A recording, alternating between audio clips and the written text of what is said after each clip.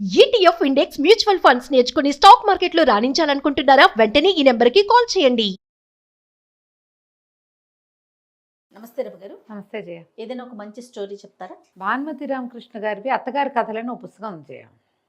భానుమతి బహుముఖ ప్రజ్ఞాశాలి కదా ఆవిడ. అవునవును. యాక్ట్రెస్గా ఉన్నారు, దర్శకత్వం వహించారు, సంగీతం బ్రహ్మాండమైన పాట, మ్యూజిక్ డైరెక్షన్ కూడా చేసినట్టున్నారు, మరి కథలు రాస్తారు, రాశారు బోల్డ్ అని. అత్తగారి కథలు చాలా ఫేమస్. అందులో అత్తగారు అరటికాయ పొడి అని ఒక కథ ఉంది. అరటికాయ పొడి చేశారు వాళ్ళ అత్తగారు. ఓహో. ఆవిడ అరటి చెట్టుకి వాళ్ళ దొడ్లో గెలలు పడవన్నమాట. మనకి ఇది కేవలం కాయలు కాసే చెట్టు కాదు, ఇది ఆకుల చెట్టేనని నమ్మిస్తారు కొడుకుని కోడల్ని. ఆకుల కోసమే వేశాను, రోజు నేను అన్నం తింటానికి అని చెప్తారు. అయితే ఈ వీళ్ళ దగ్గర నుంచి అరటి పిల్లకలు పట్టుకెళ్ళి పక్క అవతల సందులో ఎవరో వేసుకెళ్తే వాళ్ళకి 4 గెలలు వచ్చినాయి. ఆ కాయలన్నీ వీళ్ళకి తెచ్చిచ్చారు. అదేమిటి మన చెట్టుకు రావన్నావు కదా, మన పిల్లకలకి ఎలా వచ్చాయి అని వీళ్ళు అడిగితే ఆవిడ మాట్లాడకుండా ఊరుకుంటారు, కనపడరు అనమాట. అలాంటప్పుడు ప్రశ్నలకు సమాధానం రావాల్సి వచ్చినప్పుడు ఈవిడ రాస్తారు, భానుమతి గారు, ఆ అరటి చెట్టు తల్లి పిల్ల అన్నిటికీ ఆకులన్నీ మా అత్తగారికి సమర్పించడమే సరిపోయింది. ఆవిడ ఏనాడు ఆకును బతకనిచ్చేవారు కాదు. అన్ని ఆకులు కోసేస్తే దానికి సత్తా ఏముంటుంది? వాళ్ళ ఇంట్లో ఉన్న వంటవాడు అప్పులో అప్పస్వామినో ఎవడో ఒక వంటవాడు ఉంటాడు, అప్పలాచారి. ఆ వంటవాడికి కూడా అరిటాకులు కావాలి. ఇద్దరు కలిసి దాన్ని ఒక్క ఆకు కూడా బతకనివారు, మారాకేస్తే కోసేస్తారు. అందుకని ఈ కథ చదివినప్పుడల్లా గొప్ప సరదాగా ఉండేది. మన దగ్గర కూడా అలాంటి వాళ్ళు కనపడతారు. అయితే నేను మొన్న మెహరా సుబ్బారావు గారిది నేను నీకు మొక్కుబడి కథ చెప్పానా, వారిది కూడా అత్తగారు అరటి చెట్టు కథ ఒకటి ఉంది. గొప్ప సరదాగా ఉంది. ఈ కథలో ఏం రాస్తారంటే, అత్తగారు వాళ్ళ ఇంట్లో పితృకార్యం, పప్పు రుబ్బుతున్నారు కానీ అత్తగారి మనసులో లేదు. ఏమిటి అంటే, ఆవిడ ఎప్పుడో పోయిన భర్తను తలుచుకుని బాధపడుతోంది కాదు, పితృకార్యానికి కొన్ని ప్రత్యేకమైన వస్తువులు కావాలి. అందులో అరిటాకులు మెయిన్. చిన్న చిన్న డొప్పలు చేస్తారు అరిటాకులతోటి.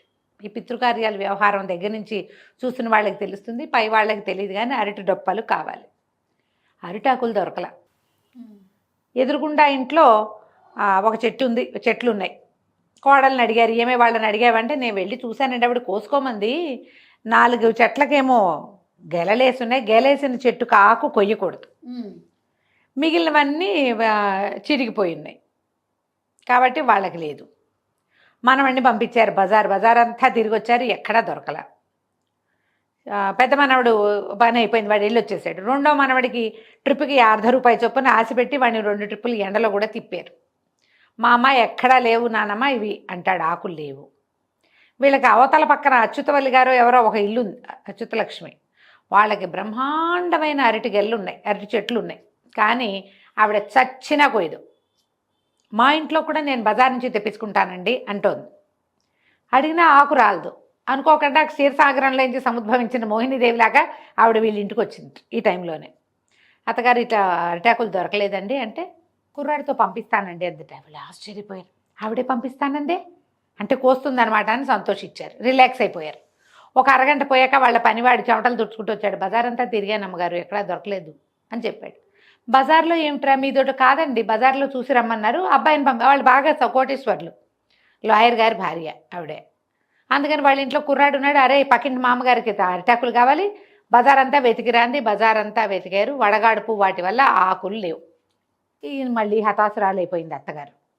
కొడుకు అన్నారు, ఈ అబ్బాయి కుమారుడు ఏమన్నారు, ఏముందమ్మా అడ్డాకులు ఎలాగో ఉన్నాయి కదా, వాటితో వాడుకుందాం. చిచ్చి అట్లా పనికిరాదు అని ఇవి గట్టిగా కేకలేశారు. ఇన్నేళ్ళైంది ఎప్పుడు ఇట్లా జరగలేదు, అరిటాకు లేకుండా తద్దినమేమిట్రా, పితృకార్యానికి అరిటాకు ఉండాలి అని ఆవిడ చాలా దిగులు పెట్టుకున్నారు. ఈ లోపల ఒక అవధాని గారు కానీ వీళ్ళకి పితృకార్యం గట్టెక్కించడానికి వస్తారుగా, పితృకార్యం చేయటానికి బ్రాహ్మణ ఆయన భోక్తల్ని కూడా తీసుకుని వచ్చారు. భోక్తలని భోజనం చేయడానికి వచ్చేసరికల్లా అన్నీ సిద్ధంగా ఉన్నాయా సుగుణమా అని అడిగితే, అరిటాకులు దొరకలేదండి అన్నారు. ఇంతే కదా, మా ఆవిడ మా ఇంటికి వెళ్ళిరాబోయని కుర్రాన్ని మళ్ళీ సైకిల్ ఇచ్చి పంపించారు. వెళ్ళేటప్పుడు గుర్తుకి తన వాచి కూడా ఇచ్చారు పిల్లాడికి. అదేమిటండి టైం ప్రకారం చెప్తున్నారంటే, టైం కాదు, ఏం కావాలన్నా ఇస్తుంది, మా ఆవిడ అరిటాకులు మాత్రం ఇవ్వదు, గుర్తు కోసం నేనే పంపానని నా వాచి ఇచ్చి పంపిస్తున్నాను, వెళ్ళి అడిగిరమ్మన్నారు. ఆవిడ 4 చక్కగా 4 ఆకులు విస్తళ్ళకి భోక్తలకి తర్వాత వాటికి పంపారు. కుర్రాడి ఇంటికి వచ్చేసరికి ఆలస్యమైంది, మధ్యాహ్నం అయిపోయింది. చూస్తున్నారు వీళ్ళు, అన్ని కార్యక్రమం అంతా తయారుగా ఉంది, ఇది కావాలంతే. అవన్నీ కొంచెం చిరిగిపోయి ఉన్నాయి ఆకులు. అత్తగారు అరిచెట్టు కేకలు పెట్టారు, పిల్లాన్ని కేకలేశారు, ఏమిట్రా ఇట్లా చేసుకొచ్చాము అని. కాదు మధ్యలో ఎవడో ఫ్రెండ్ కనపడితే సైకిల్ ఆపి ఆగాను, వాడు చింపేశాడు అన్నారు. ఫ్రెండ్ కాదే మామ, ఒక ఆవు వచ్చింది, ఆవు నోరుతో పట్టించింది, బలవంతంగా దాని నోట్లోంచి లాగేసరికి ఇదంతా చిరిగింది అన్నాడు. ఆవిడకి పిచ్చి కోపం వచ్చింది. కానీ అవధాని గారు ఏమన్నారు, నువ్వు కంగారు పడకండి, ఆవేగా మంచిదే, అదేం చెడు కాదు అని ఆ ఉన్న ఆకుల దగ్గర వేసుకుని ఆ పని పూర్తి చేశారు. సమాప్తం అయ్యింది. ఇందులో ఏమిటి, వీళ్ళు ఎందుకు వేసుకోకూడదు, వీళ్ళకి దొడ్డి వాకిలి పెరడు ఉన్నాయి. అరటి చెట్లు మనకు అచ్చిరావు. పూర్వకాలంలోట ఎప్పుడోనూ ఈ అత్తగారి భర్తగారి ముత్తాతో ఎవరో 90వ ఏట అకాల మృత్యువు చెందారు. అరటి చెట్టు వేసిన రోజే ఆయన పోయారు కాబట్టి అరటి చెట్టు అచ్చిరాదు అని మానేశారు. ఇప్పుడు మన దగ్గర కూడా అరటి చెట్టు అచ్చిరాదు అని చెప్తారు. మనకు అరటి చెట్లు అచ్చిరావు, గేదెలు అచ్చిరావు, ఆవులు అచ్చిరావు, ఇలా మనకు అనుకుంటాగా ఆను లేకుండా ఆనమాయి లేకుండా తెచ్చుకోకూడదు, ఆను లేకుండా చేయకూడదు. అచ్చిరావు కాబట్టి ఇంత పెద్ద పెరడున్నా వీళ్ళు అరటి చెట్టు వేసుకోలేకపోయారు. అయితే చెప్తారు కథ, మన రచయిత ఒక కోడలతో ఈ కథ చెప్పిస్తారనమాట. ఆవిడ చెప్తోంది, ఇట్లా అంటారా మా అత్తగారు, మా పినమావ గారి ఇంటికి వెళ్ళాం. పినమావ గారు బ్రహ్మాండమైన ఇల్లు కట్టారు, 3 ఫ్లోర్లు. ఆ ఇంటికి వెళ్తే వాకిట్లో ఎంత పెద్ద పందిరేశారో, పందిరికి అన్ని రాటలకి నిండు గెలలతో ఉన్న పెద్ద పెద్ద అరటి చెట్టు స్తంభాలు కట్టారు. ఆశ్చర్యపోయాం మేము. లోపలికి వెళ్ళి చూద్దాం, ఎంత ఇల్లు కట్టారు. పెద్ద అబ్బాయికి 4 ఆడపిల్లల తర్వాత ఈ ఇల్లు కట్టంగానే కొడుకు పుట్టాడు. చిన్న అబ్బాయికి అదేదో ఉద్యోగం వచ్చింది, ఆడపిల్లకి బ్రహ్మాండమైన సంబంధం కుదిరింది. ఇల్లు పాలు పొంగినట్టు పొంగుతోంది వాళ్ళది. ఇల్లు వాకిలి అంతా చూసాం. తీరా పెరట్లోకి వెళ్ళి చూద్దాం కదా, 4 మనుషులు చేతులతో పట్టుకున్నా చుట్టలేనంత పెద్ద అరటి పాదు ఉంది అక్కడ. అబ్బా, వెంటనే వచ్చేసినాయి ప్రశ్నలు. చూపించింది, చూసారా వీళ్ళు వేసుకున్నారు, మన ఇంట్లో వద్దంటారు, వీళ్ళ దగ్గర చూడండి ఎన్ని ఉన్నాయో అంటే. మా అత్తగారు ఊరుకోలేదు, వీళ్ళ అత్తగారు ఊరుకోలేదుట. తర్వాత నీ ఇల్లంతా చూపించాక ఆ తోడుకోడల్ని అడిగారు, ఏమే అరటి చెట్లు ఉన్నాయి ఏమిటే అని అడిగితే, మనకు అచ్చిరాదు కదండి అని కోడలు ముక్తాయించింది. అయినా కూడా ఆవిడేమందిట, అబ్బే మనం ఈ ఇల్లు కొనేటప్పుడే ఉన్నాయి అత్తక్కయ్య, మనం ఏం వేయలేదు, ఉన్నాయి, నీళ్ళ పాల దానికి ఏముంది, దాని దారిన అది పెరుగుతుంది, ఇల్లు అది కట్టాం, దాని దారిన అది వృద్ధి చెందింది, అంతేను అనేసరికల్లా మనకు అచ్చిరాదు కదండి అని కోడలు అడిగితే, అంటే మనం వేస్తే అచ్చిరాదు, దానంతటా అది ఉంటే తప్పు లేదమ్మా అని చెప్పింది పిన్నత్త గారు. ఇప్పుడు దానంతటా అది ఎటా వస్తుంది అరటి చెట్టు, దానంతటా అది బీజ వ్యాప్తి చెందే అవకాశం లేదు అరటి చెట్టుకి. పిలకలు పక్కన రావాలి. ఇలా నడిచింది. వాళ్ళు మాత్రం బ్రహ్మాండంగా ఉన్నారు. ఈ కోడలు అత్తగారిని గూటిచ్చింది బాగానే. ఏమిటి, వాళ్ళు చూడండి ఎంత బ్రహ్మాండంగా ఉన్నారు, వాళ్ళకి అన్నీ కలిసి వచ్చినాయి, మీరేమో కాదంటారు, దొడ్డి వాకిలి ఉండి లేదా అరిటాకులకి ఎవరో ఒకళ్ళు దేవరించాల్సి వస్తుంది, లేదా బజార్లో వెంబడబడాల్సి వస్తుంది. అవలేదు ఇది. కొద్ది రోజులు పోయాక ఒకరోజు అత్తగారు పెద్ద కేకలు పెట్టారట, చూడరా ఏమైందో అని. ఏమిటి, గోడ పక్కనే ఉన్న సన్నజాజి పందిరి కింద ఒక పిలక కనపడింది. ఆ ఆవిడ పెట్టిన కేకలకి ఇంకు పోసుకుంటున్న పిల్లాడు ఒళ్ళంతా పోసుకున్నాడు, పెనులో ఇంకు పోసుకుంటున్నాడు. గడ్డకి వేసుకుంటున్న శ్రీవారు గడ్డ మీద ఘాటు కూడా పడింది. రేజర్లు, పాతకాలం రేజర్లు అట్లాంటివి కదా, పరిగెత్తుకొచ్చారు అందరూ. అది చూడంగానే కొడుకు ఏమన్నాడు, పోనీలేమా వాడు ఎవడో వస్తాడుగా, వాడితో పీకిచ్చి అవతల పారే అంటే, ఇంకా నయం పీకించడం శ్రీ మహాలక్ష్మి అంది ఆవిడ.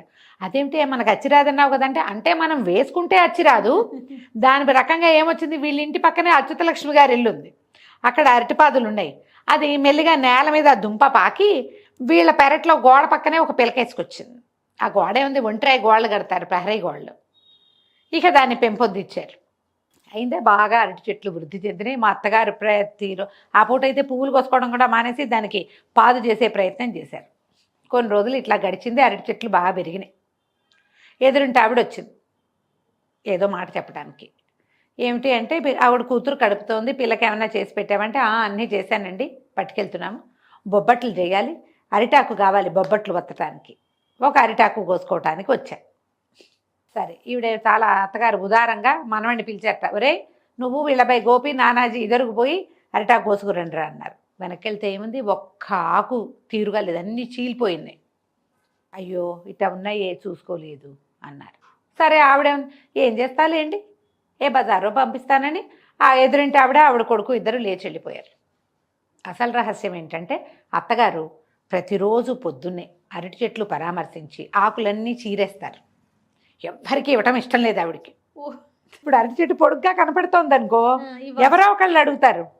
నిజంగా నేను చిట్టుకూడు వెళ్తే అరిటాకు కనపడితే ఆకు కోసుకుని అన్న తింటాను చేయ. నేను టిఫిన్ చేసామంటే పెద్ద ఆకు ఉంది, అందరం ఎందుకు ఈ ప్లేట్లని తోముకోవడం, హాయిగా అరిటాకులు తిందామని అరిటాకులు కోసుకొచ్చేసుకుంటాం. ఆ మన దొడ్లో అరిటాకు ఉందంటే ప్రతి వాళ్ళకి దాని మీద ఏ అవసరం వచ్చినా వీళ్ళ దొడ్లో ఉందనిపిస్తుంది. అందుకని పొడుగ్గా వచ్చిన ప్రతి ఆకు చల్లగా చీరేస్తారు.